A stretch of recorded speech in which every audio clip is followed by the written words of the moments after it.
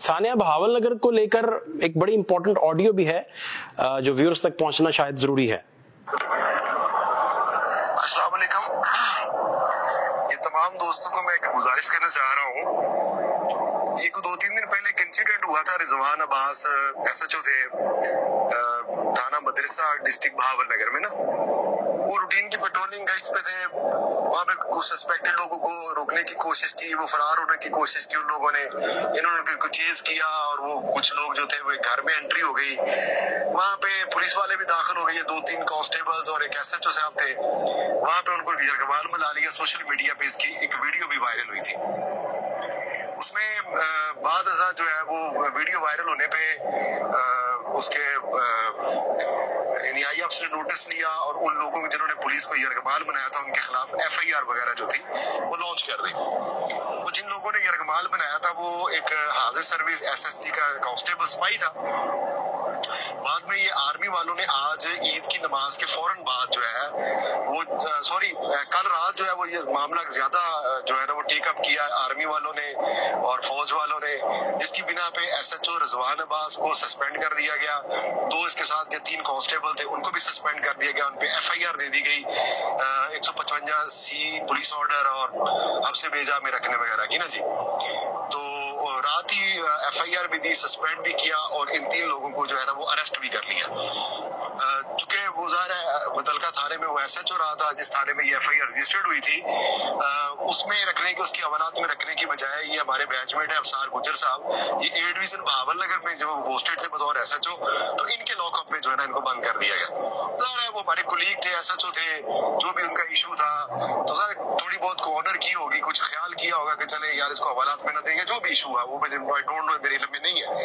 लेकिन आज सुबह जो ईद की नमाज के फौरन बाद 10 बजे के करीब आर्मी वालों की तकरीबन 15 से 20 गाड़ियां जो है वो थाना A डिवीजन बहावल नगर और B डिवीजन बहावल नगर जो बिल्कुल मलिका है, इनकी दीवारें जो है वो मुश्तरका है, वहां पे एंटर हो गए और इन्होंने जाके वो तमाम पुलिस वाले जो थे बीमा SHO साहब अफसार को इन्होंने शदीद तरीन तशद्दुद का निशाना बनाया, उनको जख्मी किया, उनको इंजर्ड किया और वहां पे थाने में तोड़ फोड़ की और तकरीबन 2.5 से 3 घंटे तक टिल नाउ उन्होंने उनको यरगमाल बना के रखा हुआ है। और जो लोग इंजर्ड हुए थे पुलिस वाले, उनको डिस्ट्रिक्ट हेडक्वार्टर भावनगर जब उनको मूव किया गया तो वहां पे जाके उन्होंने दावा बोल दिया, DHK हॉस्पिटल चले गए। वहां पे जाके जो वर्दी वाले जो लोग थे, जो जख्मी थे, जो ट्रीटमेंट जिनकी हो रही थी, उनको जाके उठा लिया। तो ये अब ये पोजीशन बन गई है पुलिस की इज्जत की, ऑनर की। किसी ने गलत काम किया होगा, उसके खिलाफ डिपार्टमेंटल एक्शन होना चाहिए। उनके खिलाफ FIR लॉन्च हो गई, वो उसको चार्जशीट हो गए, वो डिसमिस किए जा सकते थे। But this is not the way कि जिस तरह से उन्होंने एक लॉ एनफोर्समेंट एजेंसी को जलील करके रख दिया है, ये मेरे ख्याल में नाकाबिले बर्दाश्त है। ये तमाम लोगों की इंफॉर्मेशन है कि ये हमारी इज्जत रह गई है। ये जो हम लोगों की जान माल इज्जत आबरू के मुहाफिज बने फिरते हैं, हमारी इज्जत आबरू इतनी रह गई है। मेरा ख्याल है ये आमिर शाह हैं और गालिबन ये आमिर शाह की आवाज़ है और ये कोलीग हैं। बहरहाल पुलिस ग्रुप्स में ये ऑडियो सबसे ज़्यादा सर्कुलेट हो रही है, जो पुलिस के सारे अफसरान के पास भी इस वक्त ये ऑडियो मौजूद है। बाकी बहुत सारे शाहिद मौजूद हैं, लेकिन पुलिस जब CTD ने पुलिस ने 4 बंदे कत्ल कर दिए थे सानिया साहिवाल में और वो CTD की बेसिकली कार्रवाई थी, तो पुलिस शाहिद को मिटाने में सानिया साहिवाल में क्या करती थी और वो क्या कहानी है। बड़ी ताकतवर शख्सियत की जानिब से सानिया साहिवाल के जो शाहिद थे उनकी फोर्जरी करवाने के लिए एक कॉल किया गया इस्लामाबाद एक फोरेंसिक एक्सपर्ट को और उससे पूछा गया कि ये हमने शाहिद जो हैं सानिया साहिवाल के, इनको कैसे दफन करना है, इन पे मिट्टी कैसे डालनी है। तो वो फोरेंसिक एक्सपर्ट ने उनको मशवरे दिए, उन मशवरों पे अमल करते हुए फोर्जरी की गई। ये स्टार्ट में आप ऑडियो सुन रहे थे, ये पुलिस वाले की ऑडियो है। अपने बैचमेट्स के बारे में वो जो कहानी बता रहे हैं वो आपके सामने है और ये ऑडियो जो है पुलिस के हर अफसर के पास मौजूद है। ये वाली ऑडियो, और भी बहुत सारे शाहिद मौजूद हैं, लेकिन ये ऑडियो भी सबके पास मौजूद है। उसके साथ सानिया साहिवाल दिन दहाड़े 4 लोग जब कत्ल हो गए थे, उनके शाहिद को रद्दोबदल करने के लिए क्या प्लान किया गया बेसिकली। तो वो जो फोरेंसिक एक्सपर्ट इस्लामाबाद वाले था, उसने कहा कि जिस आपका जहां CCTV स्टोरेज है आपकी सारी, उस डिवाइस का जो मदरबोर्ड है जिसके अंदर वो सारी स्टोरेज है सेव, उसको चेंज करें। तो वो सारी डिवाइस जो थी वो चेंज कर दी गई, उसका मदरबोर्ड चेंज कर दिया गया, उसमें से सारा डाटा निकाल दिया गया। और वो मदरबोर्ड जो है, जो जिसके अंदर सारा रिकॉर्ड था कि कॉल का हुक्म किसने दिया, इंटरनल महकमे की कम्युनिकेशन थी उस सारे में, कितनी गाड़ियां कितने बजे निकली, अंदर क्या बात हो रही थी, कौन किससे क्या बात कर रहा था, टेलीफोन कॉल्स का रिकॉर्ड था, जहां जब फायर का ऑर्डर दिया गया तो फायर का ऑर्डर किसने दिया, सानिया साहिवाल में, तो ये सारी चीजें थी उसमें। लेकिन वो सारा फोर्जरी हो गई, रिकॉर्ड सारा गायब हो गया।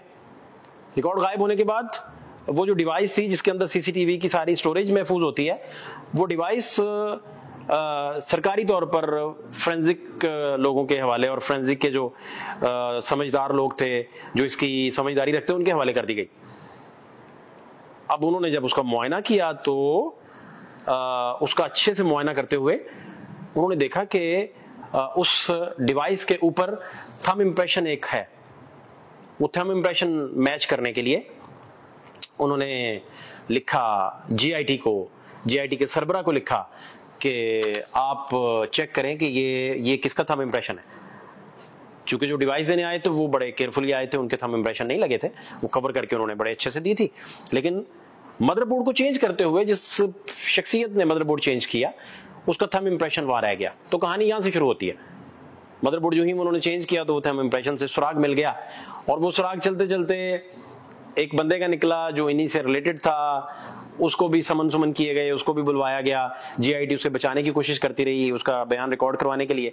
अच्छा, ये तो एक और पोर्शन हो गया ना इसका। दूसरे पोर्शन में इन्होंने क्या किया कि जो गाड़ी थी, गाड़ी को इन्होंने खड़ी गाड़ी को फायरिंग करके, तो खड़ी गाड़ी पे फायर मारे गए। फोरेंसिक रिपोर्ट ने साबित किया कि ये खड़ी गाड़ी को आपने फायर किए हैं।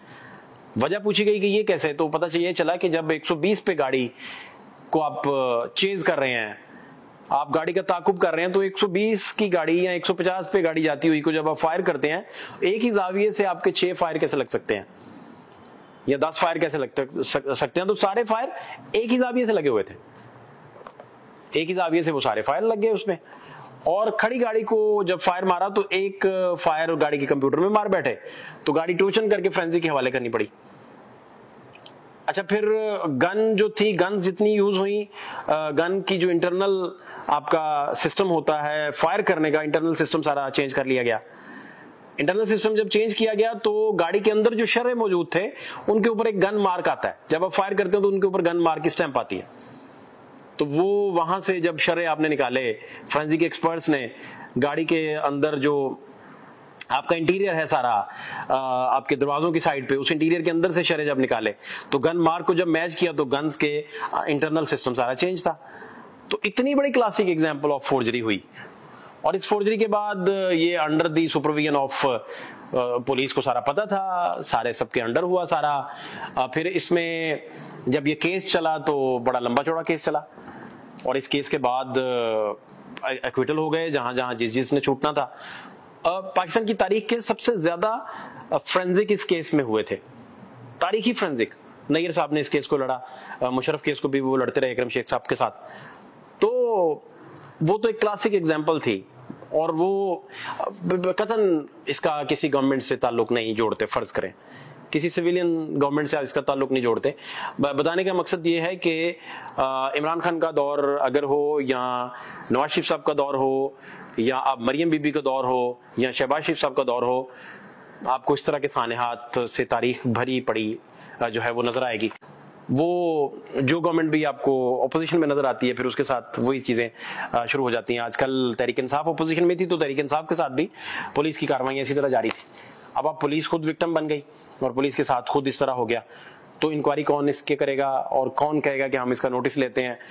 वजीर आला तो नहीं ले सकते इसका नोटिस, वजीर दाखिला भी इसका नोटिस नहीं ले सकते, वजीर आज़म पाकिस्तान भी नहीं ले सकते। तो शायद फिर जब तक आईने पाकिस्तान की जो है रिट वो बहाल नहीं होगी, अपने अपने दायरे में सारे महकमे काम नहीं करेंगे, तो फिर इसी तरह शायद चलता रहेगा। और ये इसी तरह रोजाना की बुनियाद पर आपको कोई ना कोई ऐसी चीज नजर आएगी जिसको देखकर आप अगले वाक़े का इंतजार फिर करेंगे। और ईद इस नगर की है, और जाने कब से है। फात शहबाज खान को इजाजत दीजिए, अल्लाह के बाद।